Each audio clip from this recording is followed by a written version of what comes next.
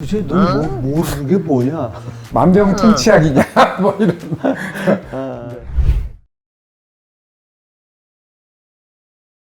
안녕하세요. 반우박이 웰리스 반재상 원장입니다. 이황재입니다. 네.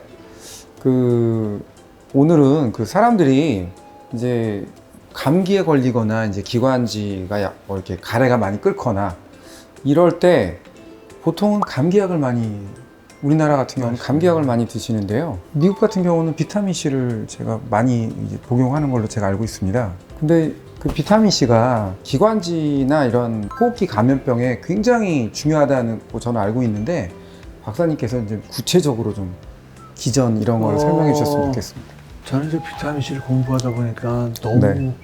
여러 분야를 뒤지고 그냥 정말 평생을 비타민C와 관련된 정말 몰라도 되는 부분까지 많이 공부를 해가지고 네.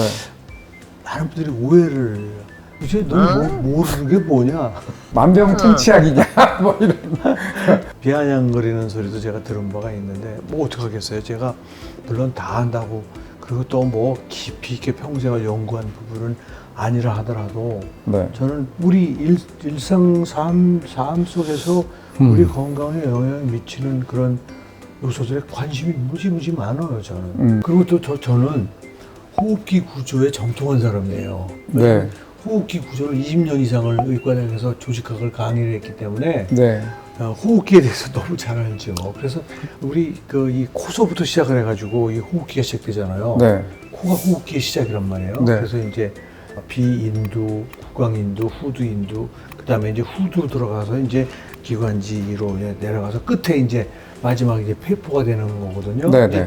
근데 사실은 이 호흡기관의 대부분이 사실은 공기가 전달되는 부위고 맨 끝에 소위 폐포라고 하는 그 부분만 결국은 교환이 되는.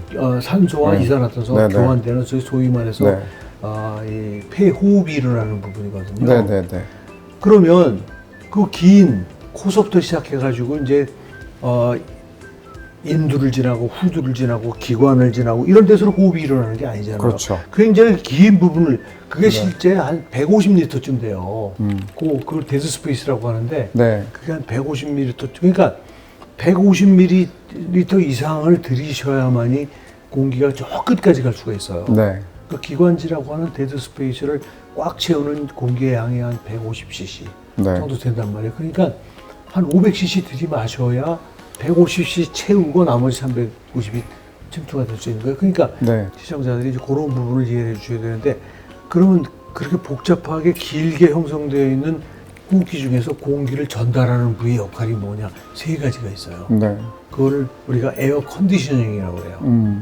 공기 조절. 그러니까 에어 컨디셔닝의 구체적인 내용은 첫 번째는 네. 공기에다가 네. 가습을 해주는 거예요. 네, 네. 건조한 공기가 들어와서 습기를 띠게 해줘야 돼요. 네. 그다음에 두 번째는 공기를 클리닝하는 효과가 있어요. 네. 안 좋은 그러니까 바이러스나 먼지 같은 게 들어오면 뭐 먼지 같은 먼지나 거를 이런 것들을 그 전도 기간을 거르는. 지나면서 그것들이 제거가 네, 된다는 네, 네, 거예요. 네. 그다음에 맨 마지막에 뭐냐면 공기를 따뜻하게 온도를, 해주는 네, 거예요. 온도를.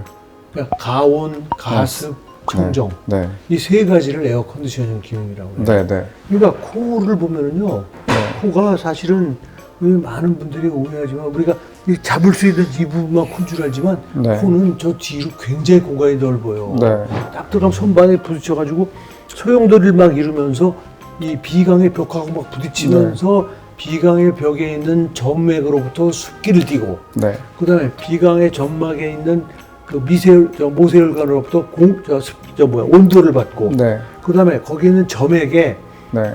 지저분한 공기가 부딪히면서 네. 먼지나 각종 화학 물질들이 녹아 들어가는 거예요. 그렇죠. 네. 그게 바로 에어 컨디셔닝이라는 네, 네, 거예요. 근데 그러한 기능이 코에서 가장 활발하게 일어나고 네. 그래서 그놈이 이제 비인두가 돼가지고 구강인두, 후두 그 모든 부분에 다 그런 기능이 있어요. 네. 그래서 이것이 폐포까지 가면 진짜로 따뜻하고 습기를 잔뜩 띠고 깨끗한 공기만 그리로 전달되는 거예요. 네.